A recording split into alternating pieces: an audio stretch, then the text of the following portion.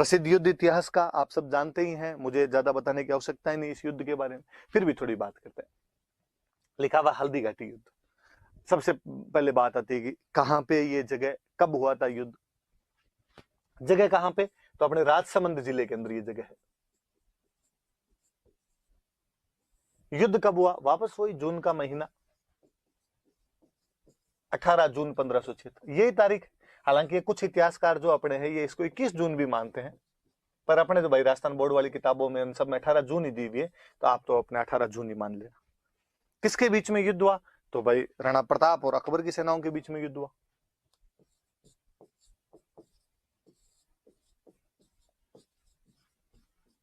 अकबर के बीच में युद्ध हुआ।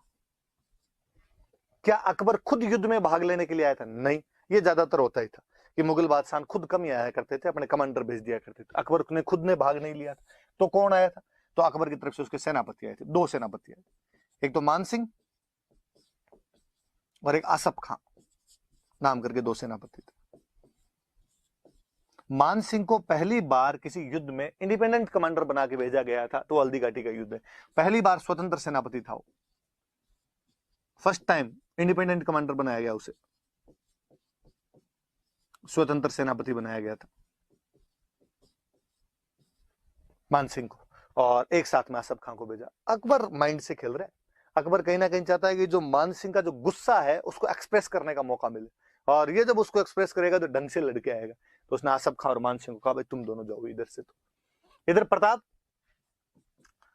की तरफ से आसपास में जो भी मुगलों के विरोधी थे, आसपास में जो भी अकबर के विरोधी थे, उन सबको प्रताप ने इकट्ठा किया, उनकी सेनाएं आई। जैसे ग्वालियर से एक बंदा आया था राम सात तोमर, इन ग्वालियर वालों की बनती नहीं थी अकबर के साथ, और ये केवल खुद ही नहीं आया था, तीन बेटे और सालीवाहन आया था, भवानी सिंह आया था, प्रताप सिंह आया था, तो ग्वालियर से आए थे राम सात तोमर।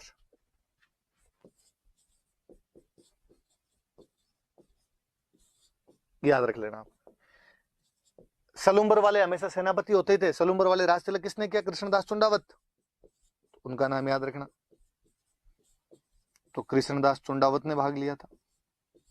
और अफगानों की मुगलों के साथ बनती नहीं थी, मैंने पिछले वीडियो में बताया था कि हसन खान मेवातीन महमूद लोदी उधर से लड़ लिए थे सांगा की तरफ से, इधर फिर अफगानों की तरफ से एक बंदा है हाकिम खान सूर।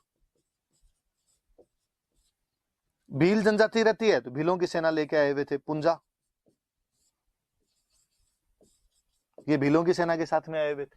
तो इस प्रकार से कुछ लोग थे जो उधर प्रताप की तरफ से लड़ रहे हैं, कुछ लोग हैं जो इधर अकबर की तरफ से लड़ रहे हैं। एक अकबर के दरबार का एक इतिहासकार हुआ था बदायूनी, वो इस युद्ध में खुद आया था भाग लेने के लिए। आप जब मेडिवल पढ़ोगे तो और पढ़ोगे, अच्छी सी बुक है इसकी, एक मुंतखब उत तवारीख, मुंतखब उत तवारीख नाम की एक बुक लिखी थी, और इसके अंदर जो बदायूनी है वो इस युद्ध का आंखों देखा वर्णन करता है। बदायूनी खुद आया था। बदायूनी के लिए कहते हैं कि बदायूनी थोड़ा यो कट्टर मुसलमान टाइप का आदमी था, और जब सेना आ रही थी तो बदायूनी ने कहा था कि भाई मैं भी चलूंगा। तो लोगों ने कहा यार आप क्या लाओगे, आप कलम वलम घिसने वाले आदमी, वहां तलवारें चलेगी तलवारें। बदायूनी ने कहा कि नहीं, वहां जब हिंदुओं का खून बहेगा तो मैं अपनी दाढ़ी के लगाऊंगा, दाढ़ी लाल करूंगा मैं हिंदुओं के खून से, जिहाद करके आऊंगा मैं वहां से। अब ये मन में तो तू भी ले। फिर बदायूनी इस युद्ध का ढंग से थोड़ा वर्णन करता है। बदायूनी कहता है भाई प्रताप की तरफ तो लगभग 3-1 हजार फौजी थे, और हमारी तरफ जो थे वो 5,000 के आसपास फौजी थे। हालांकि बदायूनी इस बात से नाराज था पहले कि यार मान सिंह जैसे हिंदू को क्यों बना दिया सेनापति, क्यों बना के भेज दिया, पर फिर भी भाई अकबर ने मान सिंह को बना दिया था। मैंने बता दिया रीजन क्या रहे थे उनके बनाने के। अब आमने सामने की यहाँ पे लड़ाई होनी शुरू हुई। ये हल्दी घाटी जो है ये एक दर्रे का बीच की जगह है, पास है, दोनों तरफ पहाड़ियां पड़ती है, उनके पास है, वहां के बीच का एक दर्रा है। एक तरफ गोगुंदा की पहाड़ियां है, एक तरफ खमनोर की पहाड़ियां है, पहाड़ियों के बीच का दर्रा है। तो कहते हैं जो मानसिंह था, मानसिंह उधर एक जगह पड़ती है अपने मोलेला नाथ द्वारा के पास, आगे याद रखना टेराकोटा में अपने वापस याद करेंगे, और तो मोलेला में अपनी सेना लेके बैठ गया था। इधर प्रताप, इधर एक जगह पड़ती है लोसिंग, उधर अपनी सेना लेके बैठ गए थे। शुरुआत का युद्ध हुआ, प्रताप की तरफ से इतना शानदार हमला किया गया था मेवाड़ वालों की तरफ से कि मुगलों को भगा ही देते। शुरुआती टुकड़ी बहुत भारी पड़ गई थी मुगलों के ऊपर, और यहाँ पे मुगल सैनिक भागने लगे। तो मतलब बदायूंनी बहुत अच्छा वर्णन करता है। बदायूंनी कहता है कि आगे मान सिंह वाले फौजी थे, उधर से जब प्रताप वालों ने हमला किया तो मान सिंह की फौजी इधर भागने लगी। तो इधर मान सिंह के फौजी भाग रहे हैं, पीछे पीछे उनके मेवाड़ वाले भाग रहे हैं। तो मेरे तो ये भी नहीं समझ में आया कि तीर किस पे चलाऊं, कि इधर ही हमारे वाले भाग रहे थे, उनके पीछे मेवाड़ वाले आ रहे हैं। तो मान सिंह ने आसफ खान पास में खड़ा था और आसफ खान से पूछा कि आसफ खान तीर चलाऊं किस पे। आसफ खान ने कहा आंख बंद कर और तीर चला, दोनों तरफ से मरने तो हिंदू ही है, तेरा कर्तव्य तो जो तू लेके आया था वो तो पूरा हो ही जाएगा, तुझे हिंदुओं को मारना था, भले मान सिंह वाले मरे भले प्रताप वाले मरे। तो वो वर्णन नहीं करता है कि भाई वहां से हमारी सेना भाग छूटी थी। और कहते हैं जब सेना भागने लगी तो मुगल सैनिकों के अंदर एक सैनिक हुआ करता था मिहत्तर खां। वो बेचारा मिहत्तर खां नाम का एक सैनिक था, और वो भाग के आया, आगे आया पीछे से, और उसने आगे झूठा मोटाई का कह रहा भागो मत रो, अकबर आ रहा है, अकबर आ रहा है, खुद बादशाह सेना लेके आ रहे हैं बड़ी। तो अकबर के आने की सूचना सुनी तो जाके मुगलों के थोड़े पैर जमे, मुगलों ने वापस लड़ना शुरू किया। याद रखना कि किसने हल्दी घाटी के युद्ध में अकबर के आने की झूठी सूचना, रॉन्ग इन्फॉर्मेशन दी थी, तो उस आदमी का नाम मिहत्तर खां था। कौन हल्दी घाटी के युद्ध का आंखों देखा वर्णन करता है, तो बदायूनी करता है। बदायूनी की किताब का नाम क्या था, मुंतखब उत तवारीख था। कौन सा इतिहासकार हल्दी घाटी के युद्ध में खुद भाग लेता है, तो बदायूनी भाग लेता है। तो सारी बातें थोड़ी सी आप याद रखना। और मिहत्तर खां नाम के सैनिक ने ये अफवाह फैलाई थी कि भाई खुद आ गया, अकबर खुद आ गया। मुगल सेना ने जैसे तैसे लड़ना शुरू किया। उधर प्रताप ने जब देखा कि यार मानसिंह उधर सेनापति बना, हाथी पे बैठा हुआ मानसिंह, मानसिंह के हाथी का नाम था मर्दाना, मर्दाना नाम के हाथी के ऊपर बैठा हुआ था। मानसिंह का जो हाथी था क्या नाम था उसका, मर्दाना नाम करके हाथी था। प्रताप के पास अपने जानते हैं घोड़ा था प्रताप का, चेतक। और कहते हैं प्रताप को इतना गुस्सा है कि प्रताप अपने चेतक को एकदम मर्दाना के सामने लेके चला गया। और चेतक इतना समझदार घोड़ा कि चेतक ने अपने अगले दोनों जो पैर थे वो मर्दाना की सूंड के ऊपर लगा दिए, मानसिंह के हाथी की सूंड के ऊपर लगा दिए। और प्रताप अपना भला फेंकता है, मानसिंह जैसे तैसे होदे में बच जाता है, होदा जो ऊपर हाथी पे बैठने की जगह होती है उसके अंदर बैठ जाता है और अपने वार को उसको बचाता है। पर मानसिंह बड़ा इंटेलिजेंट आदमी था। कहते हैं कि उसकी जो हाथी की सूंड थी उसने उसने एक चाकू लगा रखा था, एक कटार लगा रखी थी, नाइफ लगा रखा था। और जब चेतक अपने पैर उतार रहा था वापस, तब उसके अगले दोनों पैर कट गए।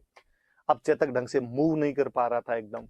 और प्रताप ने जब देखा कि घोड़े के पैर कट गए, इसलिए वो घोड़े को जैसे तैसे करके वहां से युद्ध भूमि से बाहर निकालता है और युद्ध भूमि से बाहर निकल जाता है। कहते हैं कि मेवाड़ में जब भी राणा युद्ध भूमि से बाहर जाता या राणा को युद्ध भूमि से बाहर लेके जाया करते थे, तो कोई ना कोई झाला जो होता था वो राणा के चिन्ह पहन के और राणा की जगह लड़ता था। हमने पढ़ा था कि खानवाग युद्ध में जब संगाजी घायल हो गए थे तो उनकी जगह पे झाला अज्जा लड़ा था। एक बार फिर एक झाला ने वीरता दिखाई, इस बार था झाला बिद्दा। हम उसे झाला बिद्दा भी कहते हैं या उसे हम झाला मानसिंह भी कहते हैं। वो झाला बिद्दा या झाला मानसिंह जो था वो प्रताप के सारे जो राज चिन्ह है वो ग्रहण करता है और वहां पर बैठ के लड़ता है। मुगल भाग ही छूटे थे उसके बाद में, प्रताप इधर निकल जाता है बाहर और मुगलों ने भी प्रताप का पीछा करने की कोई जहमत नहीं उठाई। बदायूनी कहता है एक तो जून की झुलसा देने वाली गर्मी थी, फिर हमारे सैनिक इतने हार चुके थे कि उनमें हिम्मत ही नहीं बची थी कि वो प्रताप का पीछा कर पाते। फिर हमारे सैनिकों को इतना डर था कि उनको लगा कहीं पीछे गए और इन्होंने मेवाड़ वालों ने हमला करके हमें मार दिया तो हम क्या करेंगे। तो बदायूनी कहता है हमने उसका पीछा ही नहीं किया। और बदायूनी तो और लिखता है कि उसके बाद हम वहां से गोगुंदा की तरफ आए और हमने चारों तरफ हमारे जहां हम बैठते उसके चारों तरफ दीवारें वगैरह चुनवाई ताकि प्रताप के सैनिक आके हम पे रात में हमले नहीं कर दे। पर जो प्रताप के भील सैनिक थे वो दिन में रात में हमारे पर हमले करते, हमारी सेना जहां कहीं भी जाया करती थी उसको बीच में लूट लिया करते, अनाज और पानी की समस्या उत्पन्न कर दी थी। हमने जैसे तैसे करके अजमेर तक का रास्ता लिया था। तो बदायूनी ढंग से हार का वर्णन कर देता है इस युद्ध के अंदर।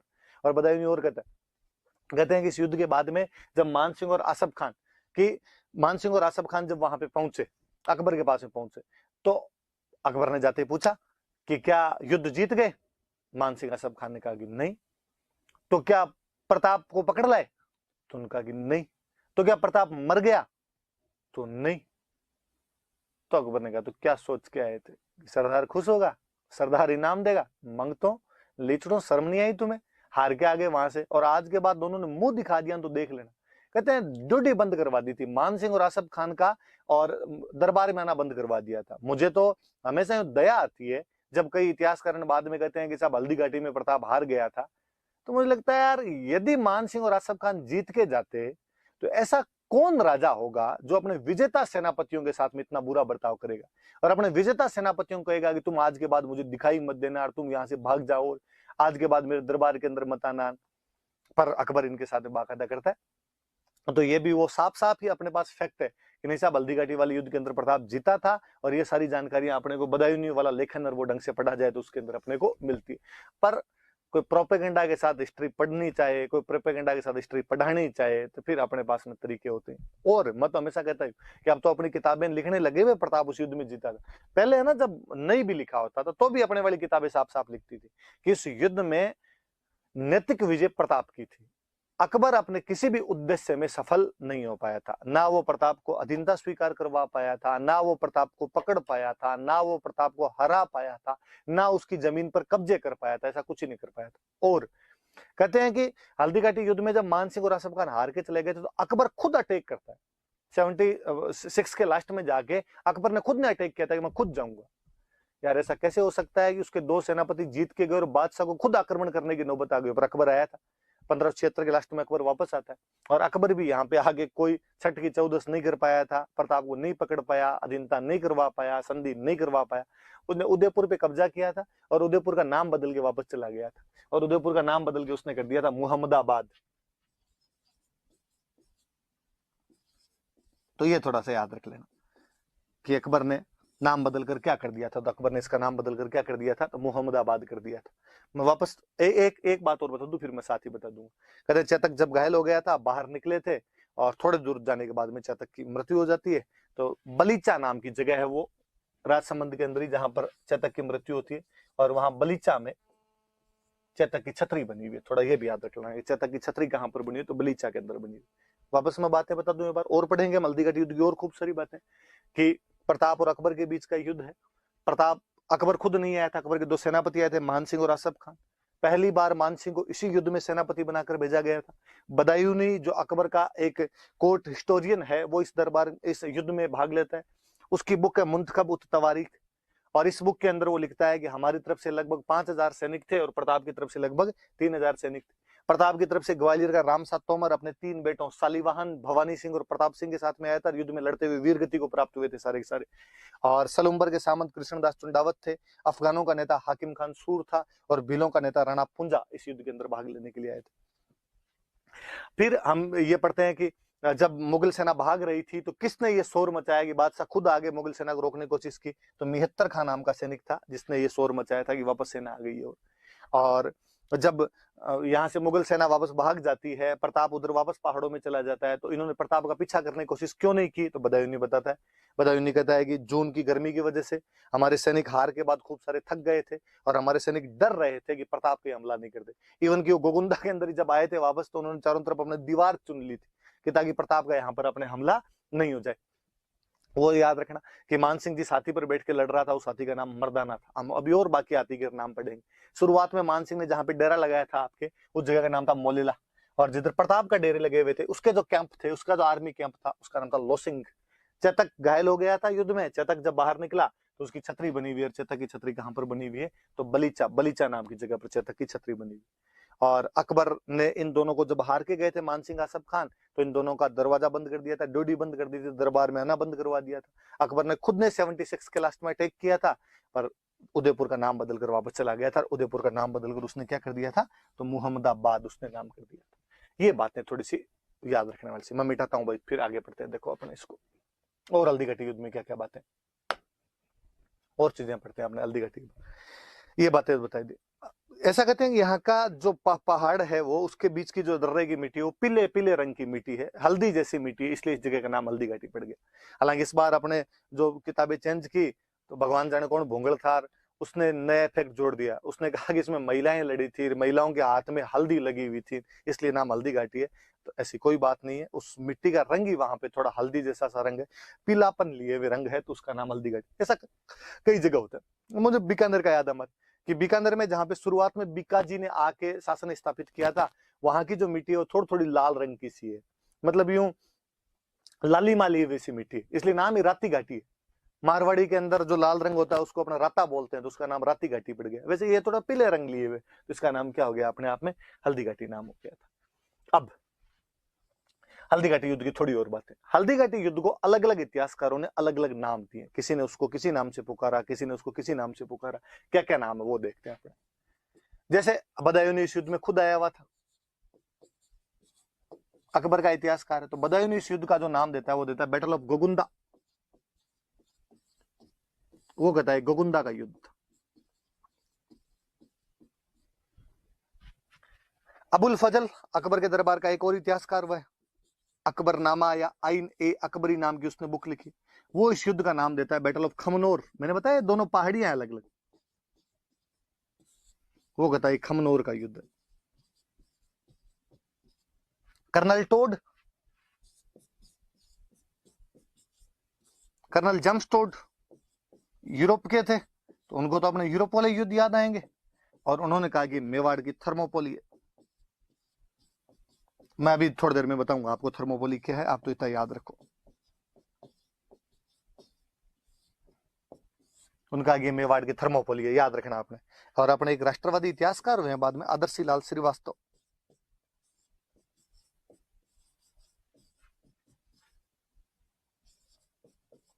और उन्होंने वहां पे हल्दी घाटी के पास में एक जगह है बादशाह बाग, और उन्होंने कहा यार इस जगह पे हुआ है, इसलिए उन्होंने इसका नाम दे दिया बादशाह बाग का युद्ध, बैटल ऑफ बादशाह बाग जगह का नाम है भाई।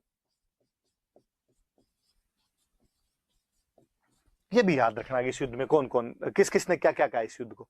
तो जो बदायूनी है वो इस युद्ध को कहते हैं बैटल ऑफ गोगुंदा, जो अबुल फजल है वो इस युद्ध को कहता है बैटल ऑफ खमनोर। ये दोनों अकबर के दरबारी इतिहासकार है, उसके कोर्ट हिस्टोरियन है।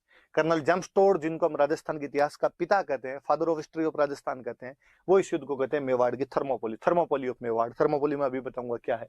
और आदर्शी लाल श्रीवास्तव है, वो कहते हैं इस युद्ध का नाम है बादशाह बाग का युद्ध, जगह का नाम है वहां पे बादशाह बाग, तो वो कहते हैं इस जगह पे हुआ था, तो बादशाह बाग का युद्ध। तो थोड़ी अलग अलग चीजें थोड़ी याद रखिएगा। तो और जो मैं बता रहा था कि प्रताप की उधर मान सिंह का जो हाथी था उसका नाम था मर्दाना। कहते मुगलों की तरफ से एक हाथी और था, उसका नाम था गजमुक्ता। और इस गजमुक्ता को इधर से प्रताप की तरफ से एक हाथी लड़ रहा था लूणा, उस लूणा के खिलाफ लड़वाने के लिए लेके आए थे। तो प्रताप की तरफ से एक हाथी था लूणा, उधर से नाम था गजमुक्ता। फिर प्रताप का एक हाथी था जिसे मुगल सेना ने पकड़ लिया था, उस हाथी का नाम था राम प्रसाद। इसको पकड़ के ले गए थे, और जब लेके गए तो अकबर ने पूछा भाई साथी का क्या नाम है, लोगों ने कहा राम प्रसाद। पर अकबर ने कहा कि नहीं भाई, ये पीर बाबा के प्रसाद से हमें मिला है, पीर बाबा के आशीर्वाद से हमें मिला है, इसलिए इसका नाम बदल कर मैं क्या करता हूँ, पीर प्रसाद। थोड़ा सा याद रखना कि एक कौन सा हाथी मुगल सेना को मिल गया था जिसका नाम बाद में बदल दिया गया था, राम प्रसाद मिला था, नाम बदल के पीर प्रसाद कर दिया। कुल मिला के ये दो हाथियों के नाम याद रखने जो प्रताप की तरफ से लड़ रहे थे, ये दो हाथियों के नाम याद रखने जो मुगल सैनिकों की तरफ से लड़ रहे थे, राम प्रसाद और लूणा, उधर मर्दाना और गजमुक्ता। क्योंकि मुझे याद है किसी एक एग्जाम में क्वेश्चन थे, राम प्रसाद, लूणा, मर्दाना और गजमुक्ता क्या है। और फिर आरपीएससी वैसे ऑप्शन और दे देती है, सुदूरवर्ती बाड़मेर के 4 गांव, मूंग की 4 किस्में, बकरी की 4 नस्ल, और आपके हल्दी घाटी युद्ध में लड़े हाथियों के नाम। तो याद रखना भाई, हल्दी घाटी युद्ध में हाथी, आप इमेजिन करो कभी कि युद्ध कितना महत्वपूर्ण रहा होगा हल्दी घाटी, कि उसमें लड़ने वाले हाथियों के नाम भी एग्जाम के अंदर पूछे जाते हैं। अपने आप में ये कितनी बड़ी बात है। उसका जो घोड़ा है, उस युद्ध का जो घोड़ा है, उसके नाम पर बाकायदा अपने स्कूटर आया करता था। चेतक कितना फेमस हुई, चेतक जो चीज थी, पुलिस वालों की जो गाड़ियां होती है उनको भी आज अपने चेतक कहते हैं। तो वो युद्ध जो है वो चरम है, युद्धों का एक अलग भावना है उस चीज के अंदर। तो हल्दी घाटी वो युद्ध है अपने जिसमें प्रताप ने अकबर को या अकबर की सेना को यहां से हराकर वापस भेज दिया था। तो वो सारी बातें अपने याद रखने वाली सी। और देखो, मैं तो हल्दी घाटी युद्ध को जब पढ़ता हूं तो मुझे लगता है यार जीत हार ये सब तो बाकी है, मुझे उसमें प्रताप की डिप्लोमेसी बड़ी शानदार सी लगती है कि यार उस युद्ध में ग्वालियर का रामसात तोमर आया है, अफगानों की तरफ से हाकिम खान सूर है। इसका मतलब प्रताप संगठन बनाने की शक्ति में माहिर है, वो एक अच्छा ऑर्गेनाइजेशन बना सकता है, वो अच्छा एक कोलैबोरेशन करने वाला राजा है। जब हम देख रहे हैं कि उसने अकबर के विरोधियों को अपने पक्ष में कर लिया, और हाकिम खान सूर का प्रताप की तरफ से लड़ना यह सिद्ध करता है कि प्रताप सेक्युलर राजा है, और उसकी सेना में मुस्लिम सैनिक भी लड़ रहे थे। अपने इतिहासकारों ने केवल एक पक्ष को सेक्युलर दिखाने के लिए बात खूब बढ़ा चढ़ा के बताई हमेशा कि अकबर का सेनापति मान सिंह था, अकबर का सेनापति मान सिंह था, क्योंकि उधर सेक्युलरिज्म उनको स्थापित करना था। कोई ये नहीं देखता कि इधर भी ये सेम बात है। और मैं तो जब वो लास्ट वाला पॉइंट पढ़ता हूं कि प्रताप की सेना में लड़ने के लिए भील सैनिक भी आए थे, तब और लगता है कि किसी राजा ने समाज के उस वंचित समुदाय को, उस बैकवर्ड क्लास को, हाशिए पे रखे हुए समाज को, वो तबका जो समाज की मुख्य धारा से थोड़ा अलग था, उसको भी मेन स्ट्रीम में लाने का प्रयास किया है, उनको अपने बराबर लाके खड़ा किया है।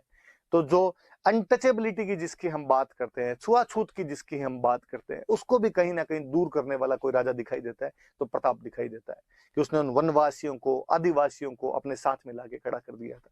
तो वो वाले नाम जो है, जो अपने आप में ये दिखाते हैं कि वो कितना ब्रॉड माइंडेड बंदा था, वो कितना समरसता फैलाने वाला आदमी था। ये सब चीजें, ये सब गुण उसके प्रताप के वहां से दिखाई देते हैं अपने को।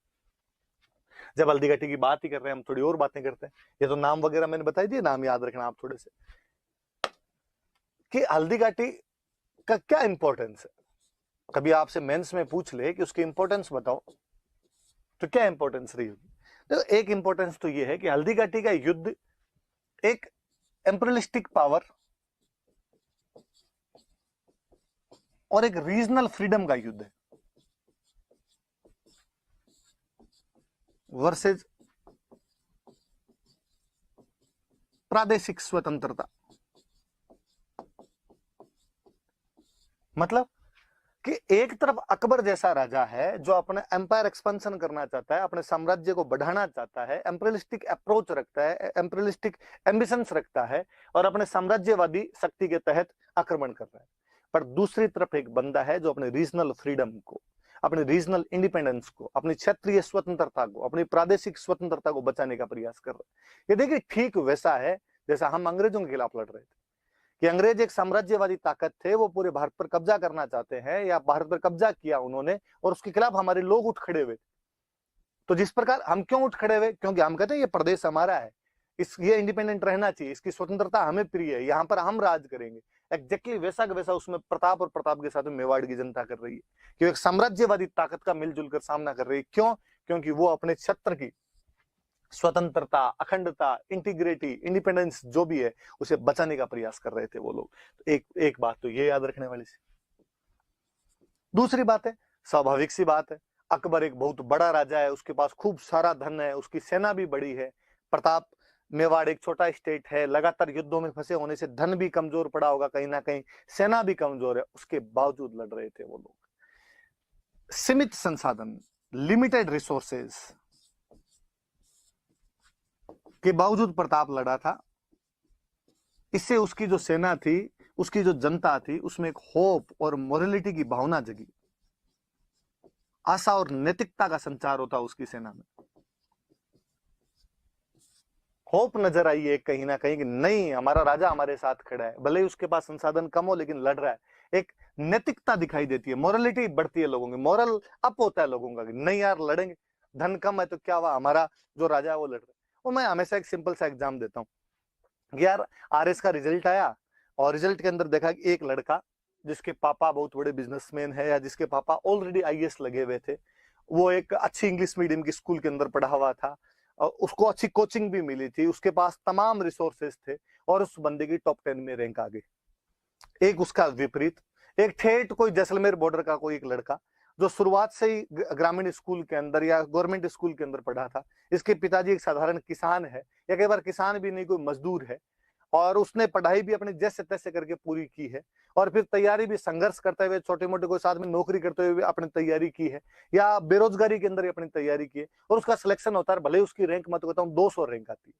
अगले दिन अखबार में या हमारे आसपास में चर्चा किसकी होती है, उस टॉप 10 वाले की या उस 200 वाले की होती है? ऑब्वियसली अखबारों के अंदर हमेशा आएगा किसान का बेटा बना, संघर्ष के बावजूद बना, बेरोजगारी के बावजूद बना। हम उस सेकंड वाले की बात करते हैं। क्यों? क्योंकि हम कहते हैं यार उसके रिसोर्सेज लिमिटेड थे, उसके बावजूद उसने हार नहीं मानी। हल्दी घाटी का युद्ध ये सिखाता है कि भले ही हमारे रिसोर्सेज लिमिटेड हो, उसके बावजूद हार नहीं माननी है, उसके बावजूद लड़ाई करनी चाहिए और लड़ाई करने से जीत मिलती है। इससे जो आसपास के बाकी लोग होते हैं आपके, उनके अंदर कहीं ना कहीं आशा दिखती है, उनमें कहीं ना कहीं मोरल अप दिखता है उनका। फिर हल्दी घाटी का युद्ध राष्ट्रवाद की भावना सिखाता है, नेशनलिज्म सिखाता है। और राष्ट्र, देखो पहले होता क्या था, पहले ये नेशनलिज्म वाली भावनाएं नहीं थी, पहले सेनाएं लड़ती थी। बाबर की सेना सांगा की सेना से लड़ लेगी, कुंभा की सेना को महमूद खिलजी की सेना से लड़ लेगी, रतन सिंह की सेना अलाउद्दीन खिलजी की सेना से लड़ लेगी। आम जनता का इतना कोई उसके अंदर पार्टिसिपेशन नहीं हुआ करता था। और अपने तो संस्कृत में, हिंदी में एक वो है शायद लाइन है कि कोई नरप हो हमें क्या हानि, कि कोई राजा बन जाए हमें क्या लाभ है यार, हमें टैक्स देने यार, इस बाबर को भी टैक्स देना, संगा को भी टैक्स देना। पर प्रताप के साथ में जन जन का नायक बन गया था। आसपास के तमाम लोग, वो जो जनजातियां थी, वो जो भील थे, वो जो गाड़िया लोहार थे, उन तमाम लोगों ने इस युद्ध के अंदर भाग लिया था। इसलिए जनता के अंदर, आम पब्लिक में यदि नेशनलिज्म को युद्ध जगाता है तो वो युद्ध हल्दी घाटी है। अब और कभी नोटिस भी कीजिए इस बात को कि किसी भी चीज का महत्व तब नहीं है जब वो हुई है, महत्व तब है जब होने के बाद भी उसकी इंपॉर्टेंस जारी रही है नहीं रही, वो हमें दिखती है।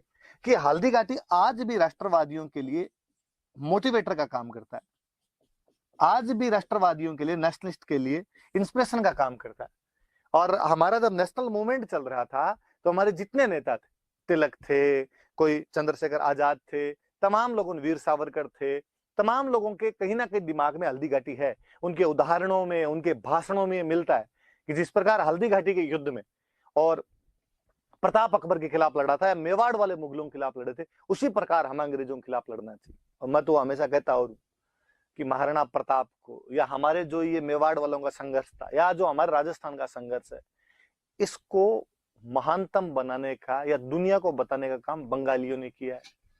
क्योंकि जब अंग्रेजों का शासन राजस्थान भारत में आ गया था तो सबसे पहले राष्ट्रवाद कहीं पर आया था, तो बंगाल में आया था, नेशनलिज्म बंगाल के अंदर आया था सबसे पहले।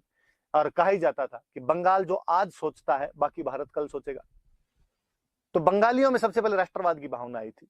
पर बंगालियों ने, जब नेताओं ने, जो नेता थे उनमें जब नेशनलिज्म आया तो उन्होंने कहा यार इस राष्ट्रवाद को और अप कैसे किया जाए, रूट लेवल तक कैसे लेके जाया जाए, जनता को इसके बारे में कैसे बताया जाए। तो ऐसे हीरो होने चाहिए अपने पास में, जो अतीत से लिए जाएं, जो पास्ट से लिए जाएं अपने, ताकि लोगों का मोरल अप कर सके, लोगों को इंस्पिरेशन दे सके, लोगों को मोटिवेट कर सके। वो हीरो राजस्थान वाले थे तमाम। तो अपने राजस्थान के इतिहास को तो आगे फॉरवर्ड करने वाले वो लोग, उन्होंने तब तक जेम्स टोड की किताब पढ़ ली थी, टोड की किताब के आधार पर उन्होंने ये बताना शुरू किया कि यार क्या लड़े होंगे। इसलिए हम हमेशा वो नेशनलिस्ट के लिए एक मोटिवेशन का काम करता है। मैं हमेशा और कहता हूँ ऐसे चला दूं यार, वो हमेशा हमेशा मैं एक बात हमेशा और कहता रहता हूँ कि आप कभी खानवा जाओ, कि आप कभी खानवा गए तो पहली बात तो किसी के मन में नहीं आता कि खानवा जाके, भाई भारत में युद्ध क्षेत्र कौन कौन से, कि पानीपत है, तराइन है, ये सब युद्ध क्षेत्र है। मुझे नहीं लगता किसी बंदे कभी मन में आता कि यार मैं तराइन देख के आऊंगा, या मैं कभी पानीपत देख के आऊंगा, या मैं कभी खानवा देख के आऊंगा। हाँ, आप जब वहां से निकलते हैं तो आपके मन में हिस्ट्री के प्रति वो उत्सुकता जरूर जागृत होती है, और आपको लगता है अच्छा ये वो पानीपत है जहां पर युद्ध हुआ था, ये वो तराइन है जहां पृथ्वीराज चौहान और गोरी लड़े थे, ये वो खानवा है जहां पे सांगा और बाबर लड़ लिए थे। ऐसी उत्सुकताएं उत्पन्न हो सकती है। परंतु आप और मैं हमेशा देखते हैं, आपने आसपास में नोटिस किया होगा कि जो कोई उदयपुर आता है वो हल्दी घाटी जाता है। इवन हल्दी घाटी जाता ही नहीं है, लोग हल्दी घाटी से बाकायदा मिट्टी उठा के लाते हैं, साथ लाते हैं, घर रखते हैं। कुछ ना कुछ तो उस युद्ध में अलग हुआ होगा, कुछ ना कुछ तो वहां पर अलग भावनाएं रही होगी, तभी लोग आज इतने सालों बाद भी, आज 400 450 साल बीत गए उसके बाद भी वो भावनाएं कम पड़ने का नाम नहीं ले रही है। हल्दी घाटी से जुड़ाव आज भी उतना ही है। हल्दी घाटी नाम आते आज भी कहीं ना कहीं हमारे रोम रोम खड़ा होता है, रोंगटा खड़ा होता है। हम उसके बारे में जानना चाहते हैं, पढ़ना चाहते हैं, खूब सारी बातें हैं आज भी। मैं तो कहता हूँ उस पर चर्चा भी चल रही है, तो उसका क्या कारण है? और किसी युद्ध पे तो इतनी चर्चा नहीं चलती, इसका मतलब उस युद्ध में उस दिन कुछ अलग बातें हुई थी। तो हल्दी घाटी आप याद ही रखना भाई, उसका महत्व याद रखना, इंपॉर्टेंस याद रखना। इंपॉर्टेंस पूछे, कॉन्सिक्वेंस पूछे आपसे, आपसे कोई उसका इम्पैक्ट पूछे, तो ये सारी बातें याद रखना। हल्दी घाटी का क्या महत्व, बड़ी सी बात तो यही थी प्रताप के बारे में। हल्दी घाटी आप जानते हो, मैंने थोड़ी सी बातें और बता दी आपको। अब आगे बढ़ते हैं। देखो